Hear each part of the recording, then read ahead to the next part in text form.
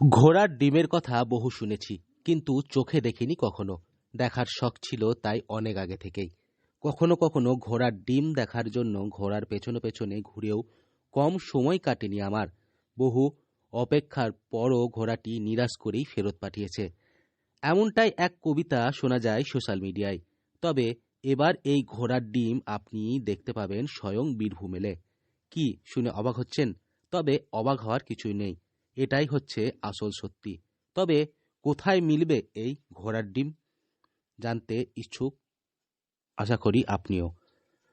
কলাভবনের ঐতিহ্যবাহী নন্দন মেলা শুরু হয়েছে রবিবার থেকে। গত বছরই শান্তিনিকেতনকে ইউনেস্কো বিশ্ব ঐতিহ্যক্ষেত্র ও ওয়ার্ল্ড হেরিটেজের স্বীকৃতি দিয়েছে। তার সঙ্গে সামঞ্জস্য রেখে এবং শান্তিনিকেতন ঘরানার প্রাকৃতিক সরঞ্জাম দিয়ে সাজিয়ে তোলা হয়েছে কলাভবন প্রাঙ্গণ। এটা হচ্ছে নারকেল আর গুড়ের পুর দিয়ে বানানো একটা পিঠা, চালের গুঁড়ো দিয়ে বানানো একটা পিঠা। আমরা একটু কিছু মজার করতে যাচ্ছিলাম, যেহেতু এটা জাদুর দেশ, তো তাই আমরা নাম রেখেছি ঘোড়ার ডিম।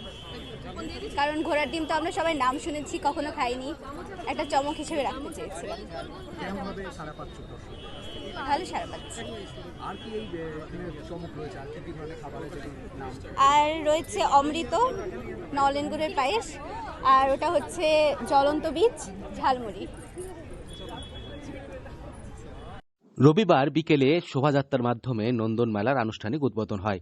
কলাভবন সূত্রে জানা যায়, যে বছর মেলা শুরু হয়েছিল তার ঠিক আগের বছর কলাভবনের এক ছাত্রের পা কেটে গিয়েছিল।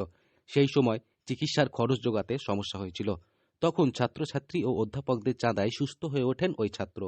এরপরে ছাত্রছাত্রী ও শিক্ষকেরা সিদ্ধান্ত নেন একটি মেলার আয়োজন করে শুধু শিল্প সামগ্রী তৈরি করে বিক্রি করা হবে।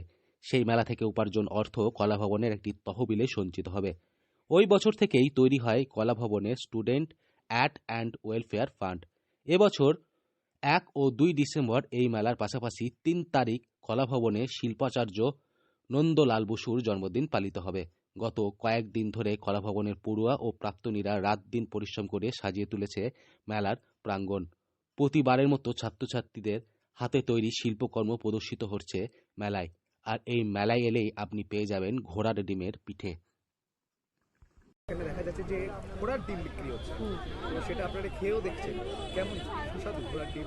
প্রথমে তো ভাবিনি ঘোড়ার ডিম, হ্যাঁ, তারপরে শুনলাম এটা ঘোড়ার ডিম, হ্যাঁ, তারপরে দেখলাম যে খেয়ে পিঠের মতোই, তারপরে নারকোল পুর দেওয়া, কিন্তু ঘোড়ার ডিম খাচ্ছি এটা প্রথমবার আর কি। তো ভীষণ ভালো, মানে আপনারাও আসুন, ট্রাই করুন ঘোড়ার ডিম। শুধু নন্দন মেলাতেই পাওয়া যাচ্ছে, so try it, it's a very good, very tasty. Rupali. Birbhum থেকে সৌভিক রায় রিপোর্ট, লোকাল 18 বাংলা।